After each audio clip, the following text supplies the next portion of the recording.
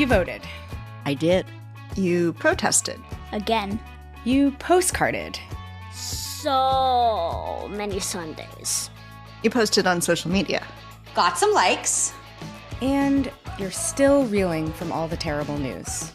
Yeah, but what else can I do? I'm Kelly. I'm Lila. And we're going to help you figure that out. Each week, we'll interview people on the front lines of political action about the things they actually did to take action. What got them started, who helped them along the way, and what they do differently if they had it to do all over again. And in the process, we'll give you concrete advice about how to take the leap from freaking out on Twitter to making a difference. Follow What Can I Do wherever you listen to podcasts, or tune in on whatcanidopodcast.com.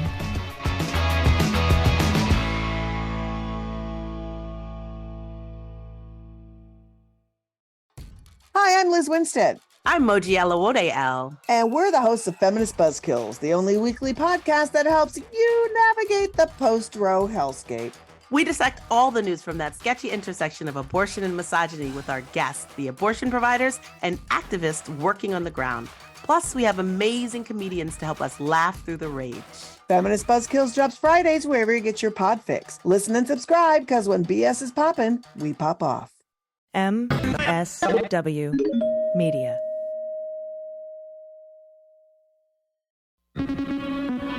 News with swearing. Daily beans, daily beans. Daily beans, daily beans. Hello and welcome to the Daily Beans for Tuesday, August 29th, 2023. Today, I was in the courtroom when Judge Chutkan set the D.C. trial date for March 4th, 2024.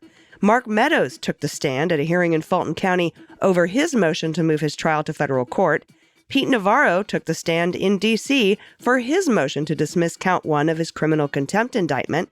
A New York man has been sentenced to 3 months for threatening Marjorie Taylor Greene.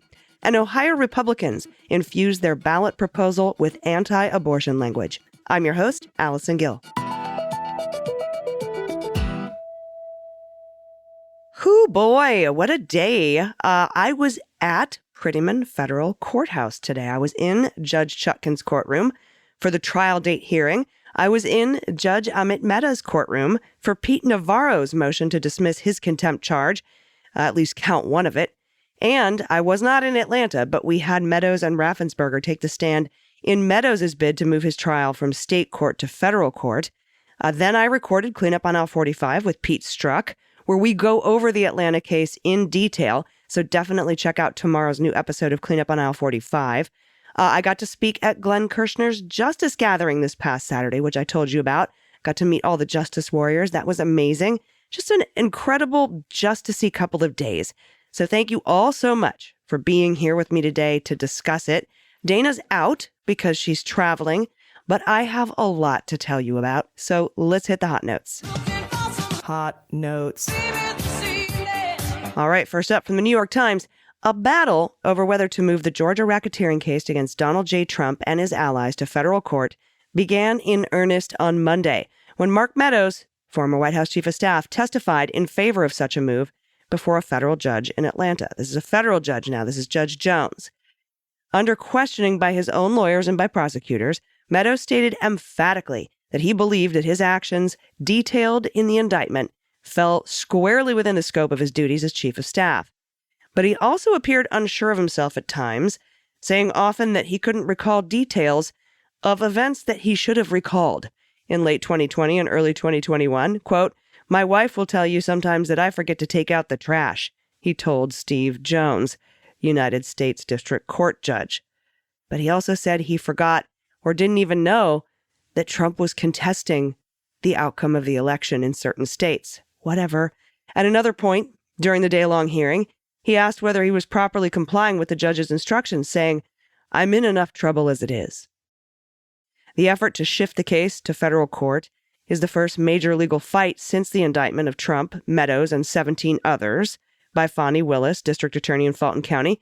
The indictment charges Trump and his allies with interfering in the 2020 presidential election in Georgia. Mr. Meadows is one of several defendants who are trying to move their case. Any ruling on the issue could apply to all 19 defendants. But maybe not.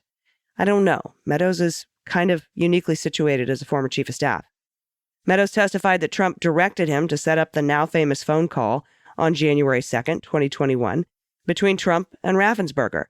Now, this is a focus of this case. And during that call, Trump pressed Raffensperger and said he wanted to find 11,780 votes, enough to reverse his defeat in Georgia.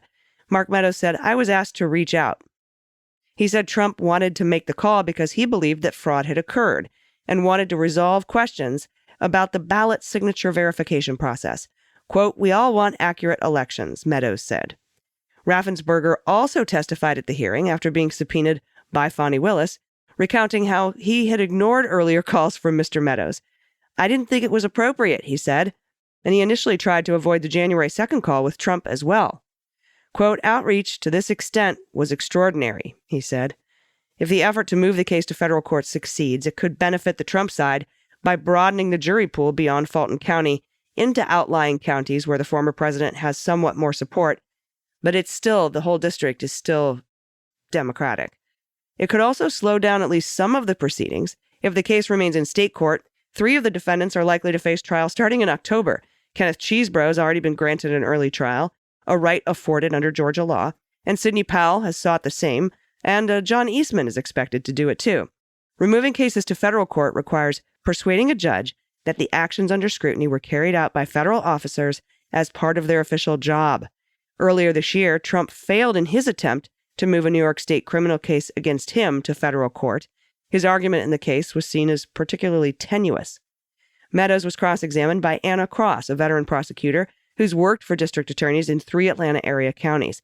She continually pressed Meadows on what kind of federal policy or interest he was advancing in carrying out what prosecutors have described in court documents as political acts in service of the Trump campaign, and thus not grounds for removal to federal court, because campaigning is not part of your job as a federal officer. Again and again, Mr. Meadows said essentially his job had been to simply help the president. When Trump had concerns about elections, he said, Chief of Staff's participation in looking into those concerns is warranted because doing so may have eventually resulted in policy changes concerning election integrity. But states administer their own elections. Ms. Cross noted to Mr. Meadows that he had visited Cobb County, where a ballot audit was taking place after meeting with Bill Barr, the United States Attorney General. And during that meeting, Barr dismissed election fraud claims as unsupported by facts.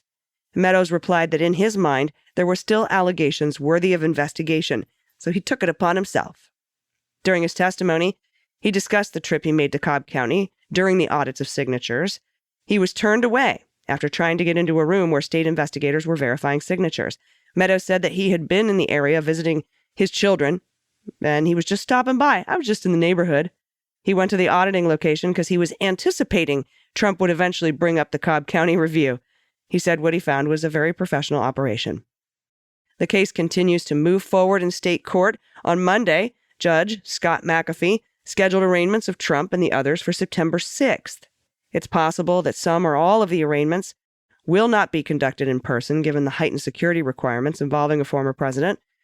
For the next few weeks, at least, the case will be wrangled by 2 different judges working in courthouses a few blocks apart in downtown Atlanta. Judge McAfee, Fulton County Superior Court. He's an appointee of Georgia's Republican Governor Brian Kemp and a member of the Conservative Federalist Society, though he also once worked for Miss Willis and is well regarded by many lawyers on both sides in this case. And the other is Judge Jones, an Obama appointee. He's been moving quickly regarding the removal question. In 2019, he upheld Georgia's purge of nearly 100,000 names from its voter rolls over the objections of liberal activists. In 2020, he blocked a 6-week abortion ban from taking effect in the state. The Georgia case is the 4th criminal indictment of Trump this year, so far. And if Trump is elected president, he could theoretically try to pardon himself. But as we know, regardless of the Georgia case, whether it's tried in state or federal court, he can't pardon himself from that, nor can any Republican president. Meanwhile, while that was going on, I was at Prettyman. I was in the courtroom this morning for Judge Chutkan's trial date hearing in the Jack Smith D.C. indictment of Donald Trump on 4 charges.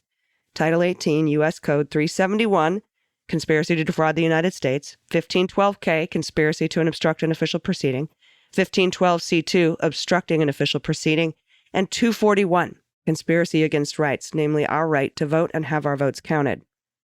The simplicity of that 4-count, 1-defendant indictment came into play in court today. First, if you follow me at all on Twitter, or you heard my breakdown of the Department of Justice filing opposing Donald Trump's request for an April 2026 trial date here on the Beans, you know what I was expecting in this hearing, and it went exactly as I thought it would. So after her opening remarks, she said that the parties are clearly nowhere close on this, right? Department of Justice wants January 2nd, 2024, and Trump wants April 2026. And she says, we're very far apart on this, but she said neither recommended date is appropriate, meaning that the January 2nd is too soon and the 2026 is too far away. She addressed Trump's argument that the average 371 case takes 29.4 months. Because remember in the filing, he was like, look, the average from commencement to termination, the average case for Title 18 U.S. Code 371, conspiracy to defraud the United States, takes 29.4 months. And as I surmised, she talked about how misleading that number was. She talked about how it was derived from cases that took place in 2021 and 2022 after COVID did a number on the case backlog in the D.C. District Court. She talked about the fact that these cases that they cited using, to find that 29.4 number, those cases included extensive pretrial detention hearings and plea negotiations. And one case had 17 co-defendants. In fact, most of them had co-defendants, anywhere from 5 to 17. She also noted that 29.4 was the average time to get all the way through sentencing, not to the beginning of trial. And she stated plainly that the defense does not need 2 years to prepare for this. 2 years, no, way out of bounds. She also addressed the volume of discovery, which is now up to 12.8 million pages. Molly Gaston, the AUSA, argued for the prosecution that 61% of discovery is stuff Donald has access to, public domain, National Archives stuff, things that were in the January 6th committee repository, all this stuff that you've known about. And some of it is even stuff he created himself. And the remaining, much of it is duplicative. For example, the trial evidence exhibits are attached to relevant testimony, but they're also submitted separately as evidence. So all of those exhibits are duplicative. Now, Gaston said all of their discovery is annotated. There are actually only about 45,000 pages of key evidence, and it's all annotated as a roadmap, kind of an annotated indictment. They've numbered everything. They've put it in organized files, given timestamps on tapes. They've even labeled things they see as potentially exculpatory evidence, which would fall under Brady material. That's stuff that would help Trump. They've labeled all that. They also discussed during this hearing the classified material. And the judge agreed that the SEPA considerations for the roughly 300 pages of classified information, which are not going to be used in the prosecution's case in chief, that SEPA stuff will not delay the schedule. That can be done in parallel, which is what the DOJ argued for. Also, just as I suspected, she did not issue a gag order or remand him to jail. I know a lot of people were thinking that would happen. It was never going to be a chance. So she didn't really address that. I mean, she did a little bit. She talked about how she reminded everyone that inflammatory statements can taint the jury pool and that can cause this to go faster. But also, as we predicted here, she set the trial date for March 4th, 2024, which is actually when jury selection will begin. She stated that this is a 4-count indictment of one man, and 7 months is plenty of time for defense to prepare. So that comes in handy. Jack Smith was right to leave the co-conspirators off this in the interest of time. Trump has said he will appeal the trial date, but this just in, you can't appeal a trial date. And if March 4th sounds familiar, that's the proposed trial date for Fani Willis, but she'll move that now. And it's close to the March 24th trial date set for the Manhattan DA. But Judge Chutkan said she spoke to Judge Merchan and advised him of her decision. So this is the most important case. It will take precedence. There were several pretrial motions discussed by the defense, like they're going to say that there's absolute immunity for Donald Trump, executive immunity. This was selectively prosecuted, meaning he's being politically persecuted. They're going to argue First Amendment stuff. I go over all of that in a piece that I just wrote for post.news. You can find me there through my Twitter bio. There's a link to that in my Twitter bio. It is free to sign up for Post. My content there is always free, so you can go check it out. It was pretty cathartic to be in that courtroom today, to see kind of the fruits of what we've been fighting for come to fruition, to sort of take part in that, in justice being done.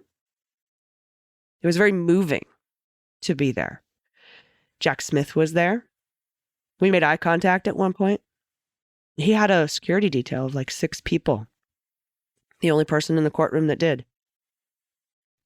Yeah, we looked right at each other. He gave me the, sup, that little head tilt thing.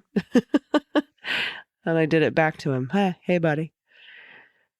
So it was a really fantastic day for justice. I hope you read my piece about it on Post. All right, after I was done in courtroom 9, walked over to courtroom 10, where Pete Navarro was testifying. I go over that in detail on tomorrow's Cleanup on Aisle 45. There's a lot of interesting stuff. The judge there was Judge Mehta, by the way. He did not rule today on his motion to dismiss. He will rule on it on Wednesday. And I'll bet the farm he's going to deny Navarro's motion just based on what I saw. You should listen to the discussion I have about it with Pete Strzok on Cleanup.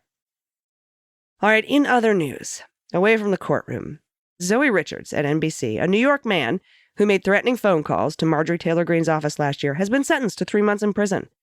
Because you can't do that shit, no matter what side you're on. Of course, I don't think Jim Jordan's weaponization committee is going to look into this. And Joseph Morelli of Endicott was sentenced Thursday after pleading guilty this year to transmitting interstate threatening communications stemming from voicemails he left for the Georgia Republican in March of 2022. Chief Justice Judge Brenda Sands ordered Morelli, 51, to surrender on October 2nd and serve a 3-year term of supervised release after completing his 3 months in prison. A spokesperson for Greene, an attorney for Morelli, did not respond for requests for comment. Morelli left 7 threatening voicemails for Greene at her Washington office on March 3rd and 4th in 2022. As part of his guilty plea in February, Morelli admitted to calling Greene's office and threatening to cause her physical harm. Yeah, I just don't think I can go on letting you, cause hatred and poison to people. I really think I'm going to have to cause you harm, physical harm. That's what he said, according to the criminal complaint. I'm going to have to take your life into my own hands, he said. Now, a subsequent voicemail includes threats to, quote, show you to your face right up front what violence truly is. With a threat to pay someone to take a baseball bat and crack your skull, you are going to get fucking physically hurt, he said. The judge who sentenced him Thursday postponed a decision on Greene's request for restitution in the amount of $67,000 for security improvements at her Georgia home, following the threats. So she's asking for $67,000 to upgrade her security at home. Federal prosecutors said Morelli should pay the requested restitution because Greene had received occasional reports of threats, but that Morelli's case was the straw that broke the camel's back. And let's head over to Ohio. Remember how Republicans tried to trick Ohio voters by scheduling a special election in August against their own rules in hopes of low turnout to change the rules to amend the Constitution so Dems wouldn't be able to pass a measure to enshrine abortion rights in the state constitution? Remember that? Remember that fuckery, that trickery? And then remember how we won? By a lot? Well, now they're being dicks about the ballot language to try to trick voters again. On Thursday, from Talking Points memo, the Ohio Ballot Board approved a summary of amended text which will appear on the ballots that bears little resemblance to the full amendment. Ohio Secretary of State Frank LaRose, a Republican, a champion of the unsuccessful 60% threshold initiative, provided the swing vote to approve the summary, because of course he did. He also revealed that he had a hand in crafting the new summary, saying that they've worked extensively on drafting this. I do believe it's fair and accurate, which means it's not. Advocates of the amendment had pushed for having its full text appear on the ballot. Just put the amendment in the put it on the ballot. LaRose said no, responding that a full amendment would be available on posters at voting locations. Quote, they know they have to put their thumb and all their fingers and their elbows and knees on the other side of the scale to make it as biased as possible in order to have any chance of winning. That is Elliot Forhan, a Democratic member of the ballot board, talking to the Talking Points memo. Quote, it goes to the bigger picture of why we're all here, because we have a democracy in a state of Ohio that's not reflective of the will of the voters. He added, pointing to the state's aggressive gerrymandering along with lack of campaign finance regulations and transparency measures. The new summary sprinkles the anti-abortion phrase unborn child throughout, instead of fetus. It erases all mention of giving people the right to make decisions about their miscarriages, fertility treatment, and contraception. Critics have called it confusing and misleading. In the original version, the crux of the amendment reads, the state shall not, directly or indirectly, burden, penalize, prohibit, interfere with, or discriminate against either an individual's voluntary exercise of this right or a person or entity that assists an individual in exercising this right, unless the state demonstrates that it is using the least restrictive means to advance this individual's health in accordance with widely accepted and evidence-based standards of care. The new version, in that section becomes, quote, prohibit the citizens of the state of Ohio from directly or indirectly burdening, penalizing, or prohibiting abortion before an unborn child is determined to be viable unless the state demonstrates that it's using the least restrictive means. What? What? Keep your heads on a swivel, Ohio. They will stop at nothing to strip you of your rights. They are trying to trick you, and they will continue to do so in order to retain power. All right. That is the hot notes. We have some good news to get to, but we have to take a quick break. Everybody stick around. We'll be right back. After these messages, we'll be right back. The issues of the day are really complicated. Everybody loves a good hot take, but really understanding an issue takes some digging. I'm Asha Rangappa. I teach national security law at Yale University. I'm a former FBI special agent, and I'm a legal and national security analyst. And I'm Renato Mariotti. I'm a former federal prosecutor, a practicing lawyer, and a legal analyst. And we're here to help you understand topics that can't be boiled down to a soundbite or a tweet. Join us each week as we dig deep into pressing legal topics. Listen to It's Complicated anywhere you get your podcasts, and check out our YouTube channel.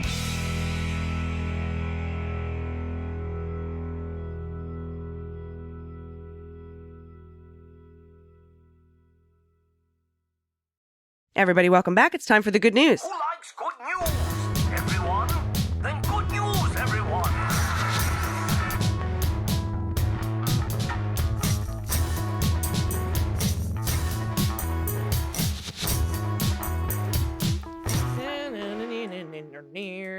Good news, good news. And if you have any good news, confessions, corrections, you want to play What the Mutt, What the Heckwine, frog orgies, baby pictures for Dana. I also like baby pictures. It's not just for Dana. And Dana probably likes frog orgies too. But I've somehow just ended up that way. Here we are. Whoopee stories, blankie stories, anything you want to send us a shout out to a loved one or a small business in your area. Please send it to us at dailybeanspod.com and click on contact. First up from M.L. Kennedy.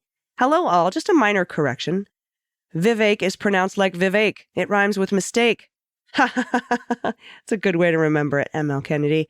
Shout out to my friend of 20 years, Meredith Halsey. She is currently co-hosting the least salacious murder podcast around, Murderland Chicago Deep Dish of Death. It focuses on the sociological issues around Chicagoland, which facilitate its prevalence for serial killers. Ooh, I like that. I love Chicago. I'm interested in serial killers. I love murder stuff. It's called Murderland Chicago Deep Dish of Death. Also, here's a new picture of the very large Yorkie from the What the Mutt a few weeks back. Oh, hi, baby. Thank you for sending me in that updated photo. All right, from Sabeth and Mario. Hello. Hello, I should say. My husband and I love your show. Love listening for our morning routine. That routine has consisted of fostering kitties, and our latest one is a beautiful black kitten named Lucinda. She was found in a plane, and rescued by a good Samaritan, and brought to the rescue Dirty Little Paws here in San Diego. She's come a long way from hiding in the corner of the bathroom to cuddling with both of us as we mellow out. She's very socialized now, and she's ready to be adopted to a home that wants a mellow cat that isn't too needy, but a close companion during the lazy moments. Much love to you both and all the Beans listeners. Look at this sweet baby. And look at that math. What are you doing, string theory? What is this? It's calculus? Look at that. I'm looking at the math, and then there's the kitty helping with the math. Oh, look at the tuxedo in the background. So cute. What a sweetie. Look at this adoptable baby kitty. Oh, so adorable. Thank you both for that. All right, next up from Anonymous. Hi, thanks for calling out the fact that hormone blockers are used for other conditions besides gender-affirming care. As a rare parent of a kiddo with a precocious puberty that impacted my 1-year-old and a trans kid, our family has lived through the spectrum of care. Oh my goodness. One more reason to love the Daily Beans, the fact that you all help us see the many dimensions and facets of humans and the stories behind the binary headlines and news coverage. Love to you all. Here's a picture of our beloved fur baby resting on the couch. What a beautiful German Shepherd baby. Hello. That very long, elegant snoot. I want to boop it. All right, next up from Shane, pronouns he and him. Hello from Canada, Beans Queens, Canadian flag emoji. Just like a good neighbor. Oh, you are. I thought I'd check in. We up north are closely following the trials and tribulations of the Cheeto who will not be named and really hope that roaring social grease fire of a mess goes well for you. Thank you. Disappointingly, the MAGA mentality has also slithered north and is quickly starting its own grease fire on the Canadian right.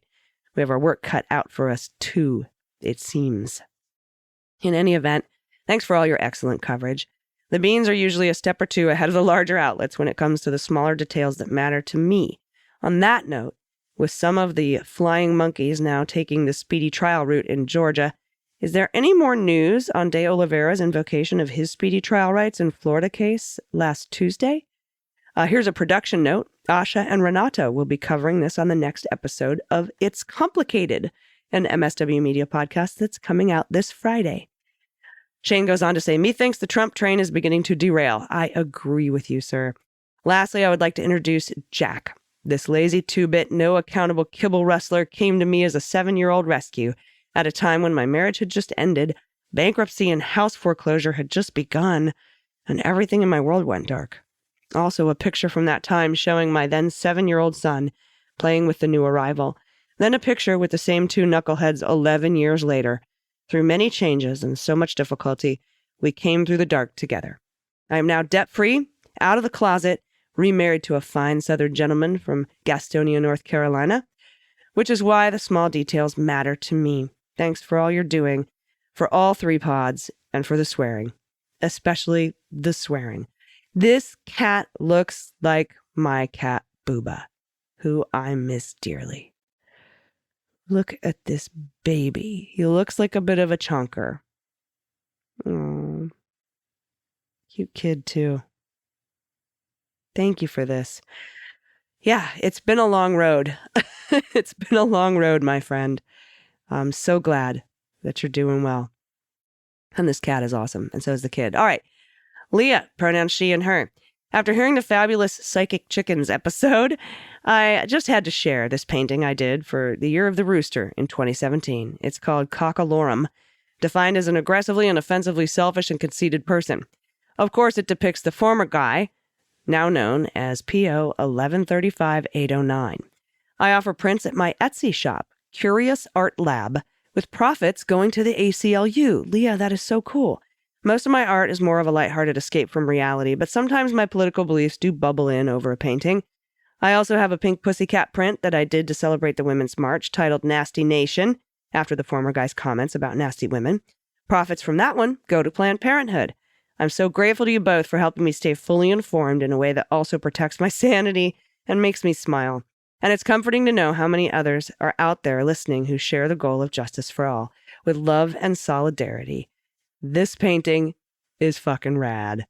And so is the kitty justice. Oh, these are great. And I love that you're getting your you're creative on, right? But also, you're donating proceeds. That's so wonderful. Thank you so much, Leah.